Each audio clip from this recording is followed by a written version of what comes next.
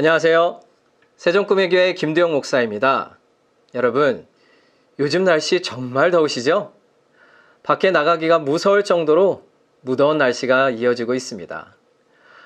폭염주의보가 계속되고 있지만 오늘 아침 말씀으로 여러분의 영혼만큼은 시원하게 시작하는 하루가 되시길 축복합니다. 오늘 본문인 시편 117편은 성경에서 가장 짧은 장입니다. 딱 2구절밖에 안 되지만 묵상할수록 정말 파워풀하다는 생각이 들었습니다. 왜냐하면 피조물인 인간이 이 땅에 살면서 해야 할 본질적인 일이 무엇인지 너무나도 명확하게 선포하고 있기 때문입니다. 1절을 읽어볼까요? 너희 모든 나라들아 여호와를 찬양하며 너희 모든 백성들아 그를 찬송할지어다. 여러분, 무엇이 반복적으로 들리셨나요? 네, 맞습니다. 찬양입니다. 모든 나라들과 모든 백성이 마땅히 해야 할 일은 바로 하나님을 찬양하는 일입니다. 2절 역시 하나님을 찬양하라고 강력하게 촉구하고 있습니다. 2절을 보시면 우리에게 향하신 여호와의 인자하심이 크시고 여호와의 진실하심이 영원함이로다. 할렐루야. 2절은 할렐루야로 마무리합니다. 1절도 찬양하라. 2절도 찬양하라. 그러니 오늘 본문 117편은 찬양으로 시작해서 찬양으로 끝이 납니다. 이것이 바로 우리 인생이 가야 할 길이자 마땅히 해야 할 일인 것입니다. 저는 여러분이 어떤 일을 시작하든지 찬양으로 시작해서 찬양으로 마치는 인생이 되시길 주님의 이름으로 축복합니다. 찬양으로 시작해서 찬양으로 마치는 인생은요, 이런 고백을 하는 것입니다. 이 일을 시작하신 분도 하나님이십니다. 이 일을 이루신 분도 하나님이십니다.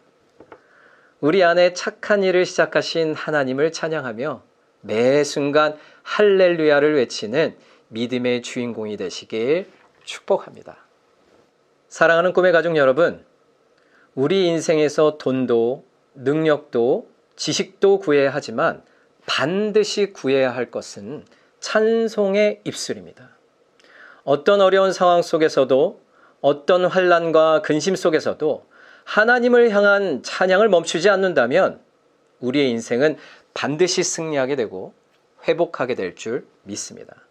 그러니 여러분, 그 누구에게도 그 어떤 환경과 상황에도 찬양을 절대 빼앗기지 마세요. 찬양은 하나님을 기쁘시게 합니다. 찬양은 우리 영혼을 살리고 인생을 변화시키는 놀라운 능력입니다. 오늘 본문은 우리가 왜 이토록 하나님을 찬양해야 하는지 그 이유를 3가지로 말해주고 있습니다. 그 첫 번째는 우리를 영원히 사랑하시는 하나님이시기 때문입니다. 시편 117편 2절을 보면 우리를 향한 하나님의 인자하심이 크시기 때문에 찬양해야 하고 진실하심이 영원하기 때문에 찬양해야 한다고 말하고 있습니다. 여러분, 인자가 무엇입니까? 히브리어로 헤세드입니다. 이 헤세드는 단순한 감정적 사랑이 아니라 변함없는 사랑, 조건 없는 사랑, 끝까지 책임지는 언약적 사랑을 뜻하는 단어입니다. 우리가 비록 연약하여 사랑받을 만한 자격이 없을 때에도 우리를 사랑하시되 끝까지 사랑하시고 보호하시고 책임지시는 하나님의 마음이 바로 헤세드입니다.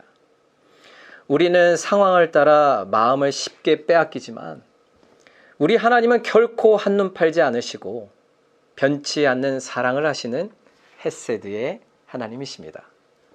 그래서 시편 기자는 이렇게 찬양하고 있습니다. 우리를 향한 여호와의 인자하심이 크십니다.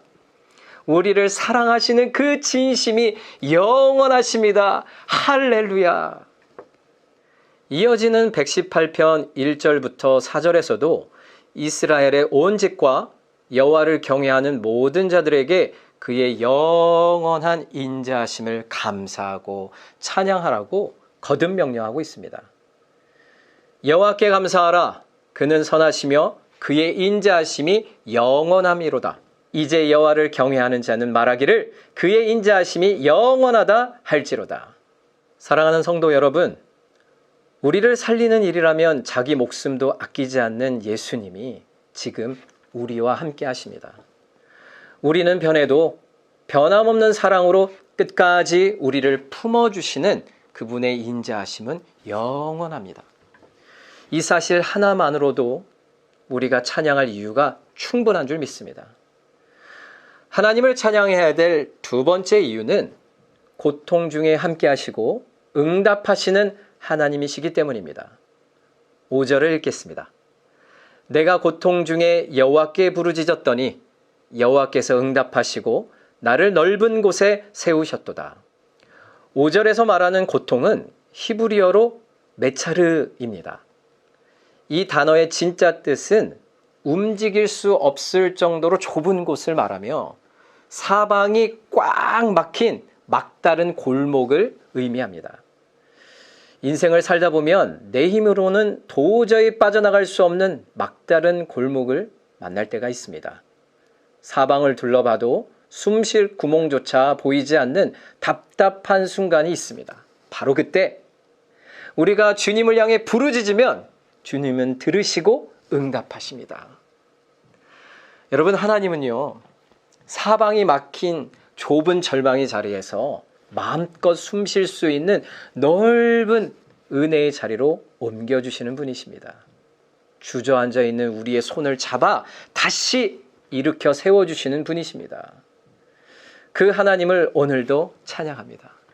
고통 중에 우리를 건지신 하나님을 찬양합니다. 막다른 골목에서 넓은 곳으로 옮기실 나의 하나님을 찬양합니다. 할렐루야. 찰스 스펄전 목사님은 이렇게 말했습니다. 믿음의 찬양은 어두운 감옥의 문을 여는 가장 강력한 열쇠다. 우리가 찬양할 때 고난의 밤은 축복의 새벽으로 바뀐다. 사랑하는 성도 여러분, 오늘 사방이 막힌 밤과 같은 상황에 계신가요? 낙심과 눈물 대신에 찬양을 불러보세요. 그 고난의 밤이 축복의 새벽으로 바뀌게 될 것입니다. 마지막 세 번째 이유는 하나님이 나의 든든한 백이시기 때문입니다. 세상 사람들은 힘있고 능력 있는 사람을 백으로 두고 싶어요. 그래서 어떻게든 줄을 대려고 학연을 찾고 지연을 찾아다닙니다. 왜 그럴까요? 인생의 갑작스러운 위기를 만나거나 직장에서 승진의 기로에 서거나 내 힘으로 해결될 수 없는 복잡한 문제를 만날 때 확실한 도움을 얻고 싶기 때문입니다. 그러나 성경은 우리에게 전혀 다른 길을 말씀하십니다. 본문 바로 뒷구절인 8절과 9절입니다. 여호와께 피하는 것이 사람을 신뢰하는 것보다 나으며 여호와께 피하는 것이 고관들을 신뢰하는 것보다 낫도다.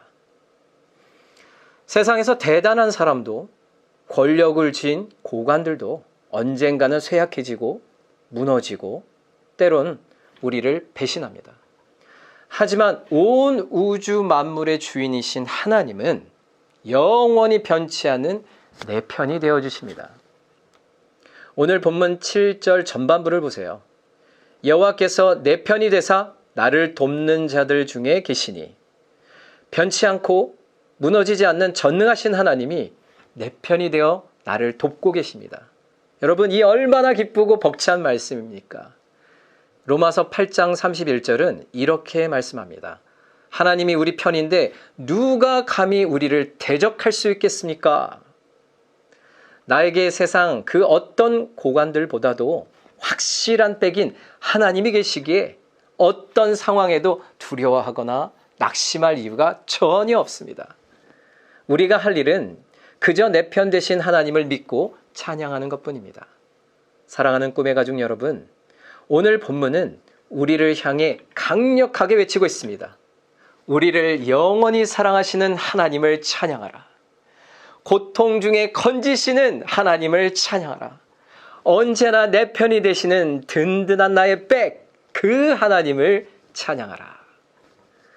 오늘 하루 여러분이 어떤 일을 계획하고 시작하시든 찬양으로 시작해서 찬양으로 마치는 하루가 되시길 축복합니다. 내 눈앞에 형편이 어떠할지라도, 내 감정이 어떠할지라도 하나님을 향한 찬양만큼은 마귀에게 절대 빼앗기지 않는 복된 하루가 되시기를 축복합니다. 기도하시겠습니다. 전능하신 하나님 아버지, 세상의 인맥이 아닌 만물의 주인이신 하나님이 나의 진짜 백이시니 어깨를 쫙 펴고 당당하게 살아가는 하루가 되게 하여 주시옵소서. 사방이 막힌 막다른 골목에서도 낙심과 좌절 대신 찬송하겠습니다. 찬송을 통해 기쁨과 승리를 맛보게 하여 주시옵소서. 오늘 하루 찬양으로 시작해 찬양으로 마치는 기적의 주인공이 되게 하여 주시옵소서. 내 편 되신 예수님 이름으로 기도합니다. 아멘.